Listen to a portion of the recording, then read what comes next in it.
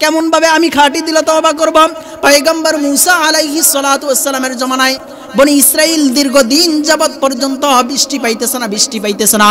জমিনগুলো খাকা হয়ে গেছে, জমিনের ভিতরে কোনো ফসল আসতেছে না, জমিনগুলো খাকা হয়ে গেছে বৃষ্টির অনাবৃষ্টির কারণে। পয়গম্বর মুসা আলাইহিস সালাতু ওয়াস সালামের জমানার ভিতরে বৃষ্টির দোয়া করবে। পয়গম্বর মুসা আলাইহিস সালাতু ওয়াস সালামের কাছে বনি ইসরাইলের প্রত্যেকটা সদস্য মুসা আলাইহিস সালাতু ওয়াস সালামের কাছে গিয়ে আবদার জানাইলাম, ও জমানার নবী মুসা, আপনার কাছে একটা আরজু হইল, আপনি যেহেতু আল্লাহ তাআলার পয়গম্বর, দীর্ঘদিন যাবত আমাদের ভিতরে বৃষ্টি আসতেছে না, আপনি একটু দোয়া করেন যাতে আল্লাহ তাআলার রহমতের বৃষ্টি আমাদের জমিনের ভিতরে প্রেরণ করে। তওবা কিভাবে করতে হয়, দিল থেকে যখন বান্দা তওবা করে, এই উদাহরণটা বুঝাইতেছে।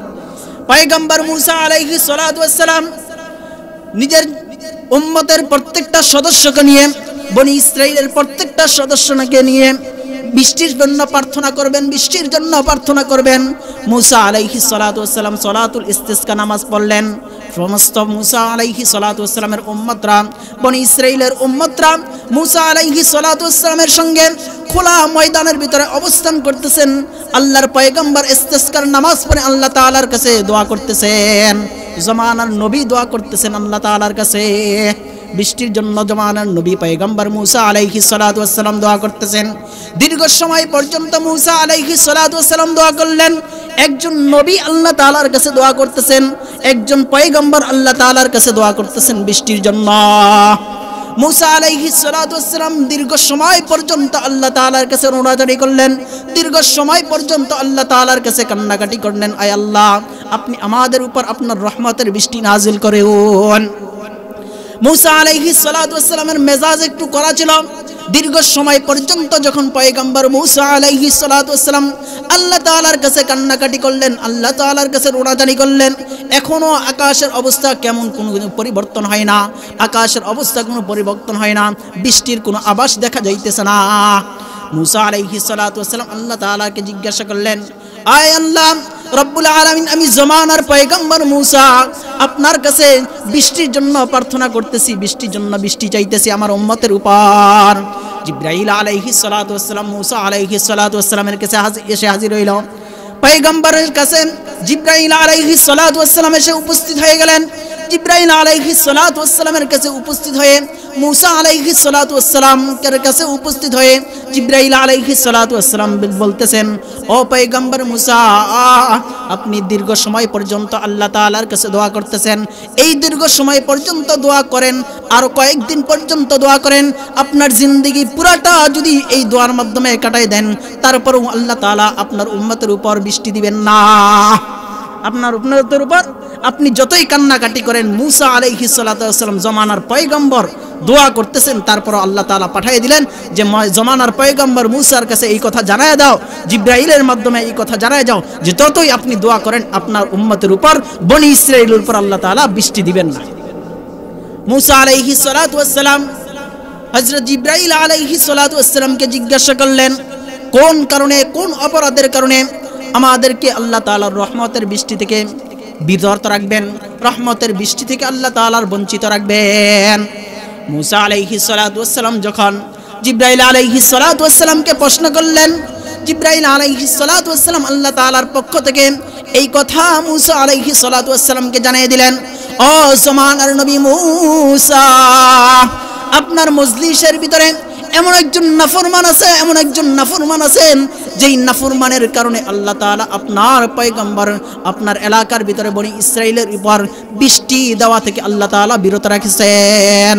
মুসা আলাইহিস সালাতু ওয়াস সালাম ক্ষিপ্ত হয়ে গেলেন। মুসা আলাইহিস সালাতু ওয়াস সালামের কাছে যখন এই সংবাদ আসলো, একজন নাফরমানের ব্যক্তির কারণে জমানার সমস্ত মানুষ কষ্ট করতেছেন, পয়গম্বর মুসা আলাইহিস সালাতু ওয়াস সালাম দোয়া থেকে ক্ষান্ত হয়ে মুসা আলাইহিস সালাতু ওয়াস সালাম সমস্ত জাতির উদ্দেশ্যে ভাষণ দিতেছেন। সমস্ত জাতিকে লক্ষ্য করে মুসা আলাইহিস সালাতু ওয়াস সালাম বলতেছেন, ও আমার সম্প্রদায়ের লোকেরা, ও বনি ইসরাইলের লোকেরা, তোমরা এই কথা শোনো, আল্লাহ তাআলার পক্ষ থেকে আমাকে এই কথা জানিয়ে দেওয়া হয়েছে, একজন নাফরমানের কারণে আল্লাহ তাআলা আমাদের উপর বৃষ্টি দেওয়া থেকে বিরত রাখছেন। আমি পয়গম্বর মূসা বলতেছি, ও নাফরমান বান্দা, ও নাফরমান বান্দা, আমি জমানার নবী মূসা তোমাকে লক্ষ্য করে বলতেছি, আমি এখনো পর্যন্ত জানি না কোন ব্যক্তিটা আল্লাহ তাআলার নাফরমান বান্দা।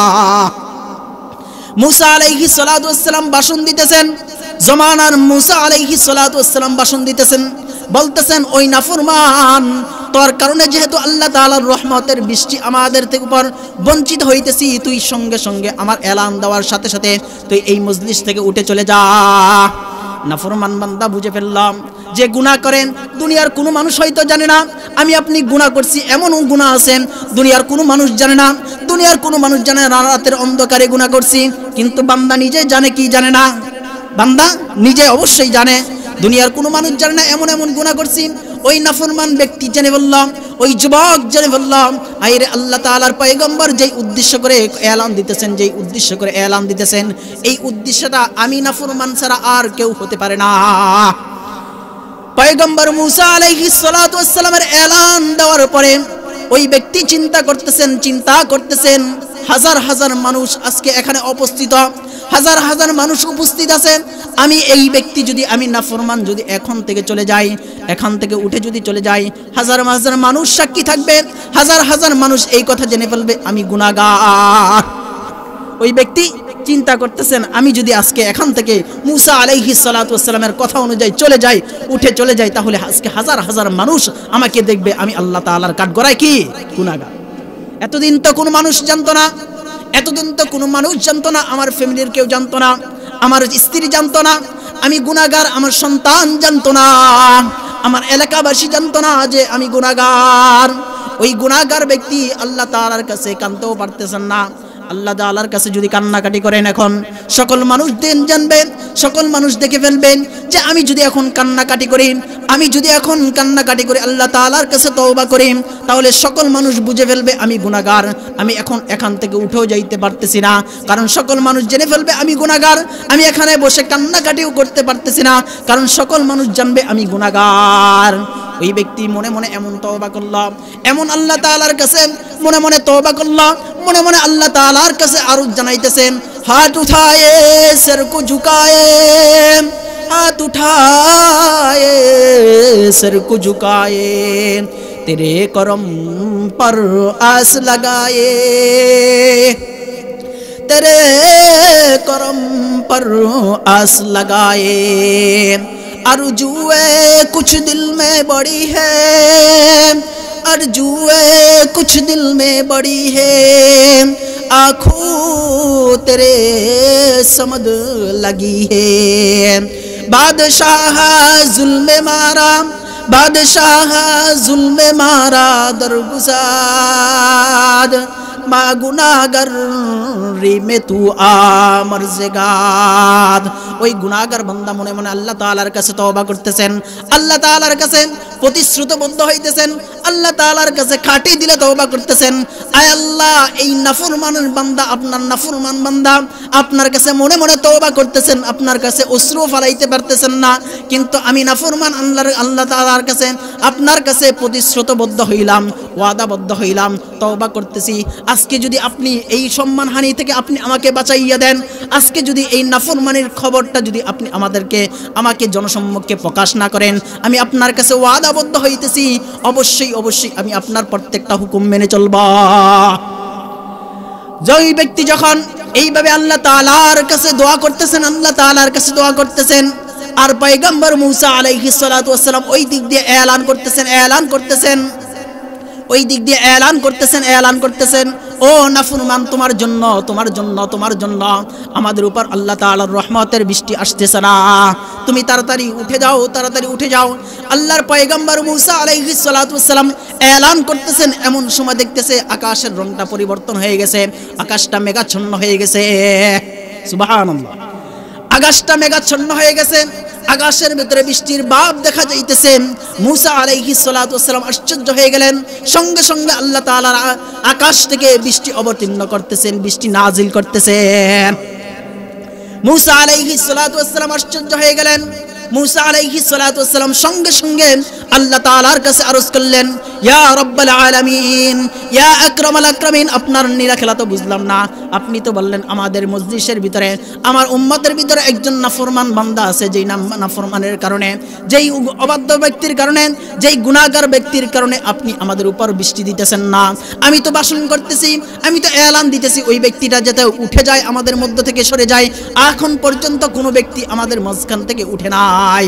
আপনি আপনার রহমতের বৃষ্টি ফালায় দিলেন, আপনি আপনার রহমতের বৃষ্টি নাজিল করে দিলেন, কিন্তু এখন পর্যন্ত তো আমাদের মধ্য থেকে কোনো ব্যক্তি উঠে যায় নাই। मूसा अलैहिस्सलाम के अल्लाह ताआला জানিয়ে দিলেন, ও পয়গম্বর জমানার নবী मूसा, আমি এমন এক দয়ালু তোমার রব, এমন এক দয়ালু তোমার রব। তোমাকে যখন জিবরাইল আলাইহিসসালাম জানাইছেন নাফরমান বান্দার কাছে, ওই নাফরমান বান্দা এমন ভাবে খাটি দিলে আমার কাছে তওবা করছেন, না কান্না করে নাই, না কান্না করে নাই, হাতও উঠাই নাই, দিলে দিলে এমন কান্না করছেন, দিলে দিলে এমন প্রতিশ্রুতবদ্ধ হয়েছেন, আমার কাছে এমন ভাবে ওয়াদা করছেন, আমি ওই নাফরমান বান্দার তওবাটাকে কবুল করে ওই নাফরমান বান্দার কারণে তোমাদের উপর রহমতের বৃষ্টি নাজিল করলাম। একমাত্র তওবাকারীর বান্দার জন্য জমানার নবী मूसा আলাইহিসসালামের দোয়া পর্যন্ত কবুল হইতেছিল না, কিন্তু আল্লাহ তাআলার রহমতের বান্দা, আল্লাহ তাআলার গুনাহগার বান্দা যখন আল্লাহ তাআলার কাছে তওবা করেন অত্যন্ত খুশি হইয়া যান। সরকার দু আলম পে মেরি জান ফিদা হুঁ, सरकार दो आलम पे मेरी जान फिदा हो, कुर्बान मेरे वालिदैन नब के ऊपर हो, हर वक्त मुझे खुशबू तेरे एहसास होती, हर वक्त मुझे खुशबू तेरे एहसास होती, मगर तुमसे मुलाकात की सआदत नहीं मिलती, मगर तुमसे मुलाकात की सआदत नहीं मिलती। মানুষ যখন আল্লাহ তাআলার ইবাদত বন্দেগীর মধ্যে থাকবে দুনিয়ার জমিনে, এটাই আল্লাহ তাআলার চাওয়া। কিন্তু আল্লাহ তাআলা মহান রব্বুল আলামিন কোরআনের ভিতরে আমাদেরকে সতর্ক করে দিয়েছেন যে বান্দারা, তোমাদেরকে তো আমি দুনিয়ার জমিনে প্রেরণ করেছি আমার ইবাদত বন্দেগী করার জন্য, কিন্তু বান্দারা তোমরা একটা বিষয় জেনে রাখো, দুনিয়ার জমিনের ভিতরে তোমরা ইবাদত বন্দেগী করার ক্ষেত্রে তোমাদের বাধা পতির সম্মুখীন হইতে হবে। তোমাদেরকে বাধা দিবে তোমাদের নফস, তোমাদেরকে বাধা দিবে মানুষ শয়তান রূপী কিছু মানুষ, তোমাদেরকে বাধা দিবে জিন শয়তান মনি কিছু জিন, তোমাদের প্রতি তোমাদের ইবাদত করার ক্ষেত্রে বাধা প্রদান করবে শয়তান। অর্থাৎ মানুষ যখন আল্লাহ তাআলার ইবাদত বন্দেগী থেকে পিছপা হয়ে যাইবে, শয়তানের দোকায় পড়িয়া, নফসের দোকায় পড়িয়া, যেই মানুষগুলোকে আল্লাহ তাআলা ইবাদতের জন্য দুনিয়ার জমিনে প্রেরণ করেছিলেন, এই মানুষগুলো যখন আল্লাহ তাআলার ইবাদত বন্দেগী দুনিয়ার জমিনে করতে পারবে না, ইবাদত বন্দেগী যখন দুনিয়ার জমিনে আল্লাহ তাআলার হুকুম পালন করতে পারবে না, তখন ওই বান্দাগুলো কি করবে? আমার আয়াতের ভিতরে আল্লাহ তাআলা এই কথাটাই বলতেছেন, বান্দা তোমাকে তো পাঠাইছি দুনিয়ার জমিনে একমাত্র আল্লাহ তাআলার ইবাদত করার জন্য, তোমার প্রতিপালকের ইবাদত করার জন্য। তুমি যখন দুনিয়ার জমিনে যাইবা, নফসের দোকায় পড়বা, শয়তানের দোকায় পড়বা, এই সমস্ত দোকায় পইরা যখন বান্দা তুমি তোমার রবের ইবাদত থেকে পিছপা হয়ে যাইবা, রবের গোলামি থেকে বান্দা যখন পিছপা হয়ে যাইবা, রবের গোলামিটা সঠিক মতন করতে পারবা না, তোমার দ্বারা যখন রবের নাফরমানি পয়দা হইবে, তোমার দ্বারা যখন রবের নাফরমানি সৃষ্টি হইবে, আল্লাহ তাআলার অবাধ্য সৃষ্টি হইবে, তখন বান্দা তুমি কি করবা? আল্লাহ তাআলা মহান রব্বুল আলামিন আমাকে আপনাকে বলতেছেন, ও দুনিয়ার জমিনের মুসলমান ইমানদার বান্দা বান্দিগণ, ও দুনিয়ার জমিনের বান্দাগণ, তোমরা যখন তোমাদের নাফরমানি করবা, তোমাদের প্রতিপালকের সাথে কোনো নাফরমানি করবা, তোমাদের থেকে যখন কোনো গুনাহ সংগঠিত হয়ে যাইবে, তোমাদের থেকে যখন কোনো গুনাহটা সংগঠিত হয়ে যাইবে, শয়তানের ধোঁকায় পড়িয়া যখন কোনো গুনাহ করে ফেলবা, নফসের ধোঁকায় পড়িয়া বান্দা যখন কোনো গুনাহ করে ফেলবা, তখন বান্দা তোমরা কি করবা? আল্লাহ তাআলা মহান রব্বুল আলামিন বলেন, ওয়াকাল আল্লাহু তাআলা ফি কালামিহিল মাজিদ ওয়াল ফুরকানিহিল হামিদ, ইয়া আইয়ুহাল্লাযীনা আমানু তুবু ইলাল্লাহি তাওবাতান নাসুহা। আল্লাহ তাআলা মহান রব্বুল আলামিন আমাকে আপনাকে বড় মায়া করে ডাক দিয়ে বলতেছেন, ইয়া আইয়ুহাল্লাযীনা আমানু, ও ইমানদার বান্দা বান্দিগণ, মুমিন বান্দা বান্দিগণ। আল্লাহ তাআলা আমাকে আপনাকে ইমানদার বলে ডাকতেছেন, মুমিন বলে ডাকতেছেন। আল্লাহ তাআলা ডেকে বলতেছেন, ও মুমিন বান্দা বান্দিগণ, যখন তোমাদের দ্বারা কোনো গুনাহ সংগঠিত হয়ে যাইবে, তোমরা দুনিয়ার জমিনে যখন তোমাদের রবের কোনো অপরাধ করে ফেলবা, তোমাদের রবের কোনো নাফরমানি করবা, তুবু ইলাল্লাহ, তোমরা তোমাদের রবের কাছে আল্লাহ তাআলার কাছে তওবা করবা। আল্লাহ তাআলার কাছে কি করতে হবে? তওবা করতে হবে। আমাদের থেকে যখন কোনো গুনাহ সংগঠিত হয়ে যাইবে তখন এই জিনিসটাকে আল্লাহ তাআলার কাছে ক্ষমা চাইতে হবে, আল্লাহ তাআলার কাছে খাঁটি দিলে ক্ষমা চাইতে হবে। মুফাসসিরিনে কেরাম এই আয়াতের ব্যাখ্যার ভিতরে লেখেন, যখন কোনো বান্দা তওবা করবে, যখন কোনো ইমানদার বান্দা তওবা করবে, তওবা করার জন্য ওই বান্দাকে 4টা শর্ত পালন করতে হবে। আমি আপনি শুধু গুনাহ করব আর জবান দ্বারা বলবো তওবা তওবা, আর জবান দ্বারা বলবো তওবা তওবা, এই তওবার দ্বারা আল্লাহ তাআলার কাছে তওবা কবুল হইবে না। তওবা করার জন্য, একজন ইমানদার মুত্তাকি বান্দার জন্য তওবা করার জন্য 4টা শর্ত পালন করতে হবে। তওবাকারীর বান্দার প্রথম শর্ত হইল, ওই গুনাহটা, যেই গুনাহটা সে করে ফেলেছে, আল্লাহ তাআলার যেই নাফরমানিটা সে করে ফেলেছে, এই নাফরমানিটা জিন্দেগিতে আর কখনো করবে না, এই ওয়াদাবদ্ধ হইতে হবে। এই গুনাহটা জিন্দেগিতে আর আমার দ্বারা সংগঠিত হইবে না, এই ওয়াদা তার বান্দার করতে হবে। এই গুনাহটার ভিতরে চিরকালের জন্য দ্বিতীয় নম্বর শর্ত হইল, তওবাকারীর বান্দার দ্বিতীয় নম্বর শর্ত হইল এই গুনাহটার উপর অনুতপ্ত হইতে হবে। তৃতীয় নম্বর শর্ত হইল তওবাকারীর বান্দার জন্য এই গুনাহটা আল্লাহ তাআলার কাছে এই ওয়াদা করতে হইবে, এই ওয়াদা প্রতিশ্রুতি করতে হবে, আয় আল্লাহ আমার দ্বারা এই গুনাহ সংগঠিত হয়ে গেছে, আল্লাহ তাআলার কাছে রোনা জারি করতে হবে, কান্নাকাটি করতে হবে, কান্নাকাটি করে আল্লাহ তাআলার কাছে এই প্রতিশ্রুতি করতে হবে।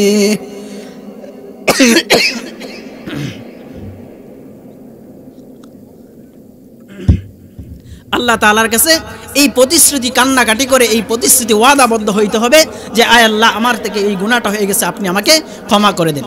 তওবাকারীর বান্দার জন্য চতুর্থ নাম্বার শর্ত হইল, এই শর্তটা অনেক বড় একটা শর্ত। বান্দার গুনাহ যখন কোনো ব্যক্তির সাথে সম্পর্কিত থাকবে, বান্দার গুনাহ যখন কোনো ব্যক্তির মালের সাথে সম্পর্কিত থাকবে, বান্দার গুনাহ যখন কোনো ব্যক্তির হকের সাথে সম্পর্কিত থাকবে, ওই বান্দার গুনাহটা মাফ করার জন্য আগে ওই বান্দার কাছে মাফ চাইতে হবে। কারণ আল্লাহ তাআলা মহান রব্বুল আলামিন 2টা জিনিসের গুনাহ আল্লাহ তাআলা ক্ষমা করেন না। 1 নম্বর গুনাহ, কোনো ব্যক্তি যদি শিরিক করা অবস্থায়, আল্লাহ তাআলার সাথে শিরিক করা অবস্থায় দুনিয়া থেকে বিদায় নিয়ে চলে যায়, ওই ব্যক্তির গুনাহ আল্লাহ তাআলা ক্ষমা করবেন না। দ্বিতীয় নম্বর হইল কোনো ব্যক্তি যদি দুনিয়া থাকা অবস্থায় অন্যের হক মেরে খায়, অন্যের নাফরমানি মেরে খায়, অন্যের কোনো অবাধ্য করে, অন্যের নামে গীবত করে, বান্দার গুনাহটা যখন ব্যক্তির সাথে সম্পর্কিত থাকবে, ওই ব্যক্তির হক আল্লাহ তাআলা মাফ করবেন না। বান্দার হক আল্লাহ তাআলা মাফ করবেন না। এই 4টা শর্ত যখন বান্দার মধ্যে হয়ে যাইবে, তওবাকারীর ব্যক্তির উপর এই 4টা শর্ত যখন পাওয়া যাইবে, তখন আল্লাহ তাআলা তওবা করবেন, তওবাটা কবুল করবেন। আল্লাহ তাআলা তওবাটা কবুল করার জন্য সর্বোত্তম এই 4টা শর্ত আমার আপনার ভিতরে পাওয়া যাইতে হবে। আল্লাহ তাআলা মহান রব্বুল আলামিন বলেন, খাঁটি দিলে বান্দা তওবা করতে হবে, কারণ তোমাকে জমিনের ভিতরে প্রেরণ করা হয়েছে, দুনিয়ার জমিনের ভিতরে প্রেরণ করা হয়েছে এইমাত্র এই উদ্দেশ্য আর মাকসাদকে বাস্তবায়ন করার জন্য। দুনিয়ার জমিনের ভিতরে গাইয়া, দুনিয়ার জমিনের ভিতরে পাঠাইছি বান্দা একমাত্র তোমার রবের গোলামি করার জন্য। রবের গোলামি করার জন্য আল্লাহ তাআলা আমাকে আপনাকে দুনিয়ার জমিনে পাঠাইছেন।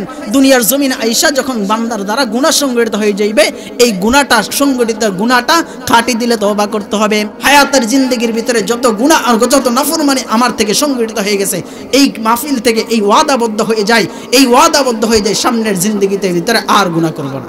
এই ওয়াদাবদ্ধ হইতে পারিনি, সকলে হাত তুলে দেখায় যে আল্লাহ তাআলাকে সাক্ষী থাকুক, আল্লাহ তাআলা ফেরেশতারা সাক্ষী থাকুক যে আমরা আল্লাহ তাআলার কাছে ওয়াদাবদ্ধ হইতেছি সামনের জিন্দেগির ভিতর আর গুনাহ করব না।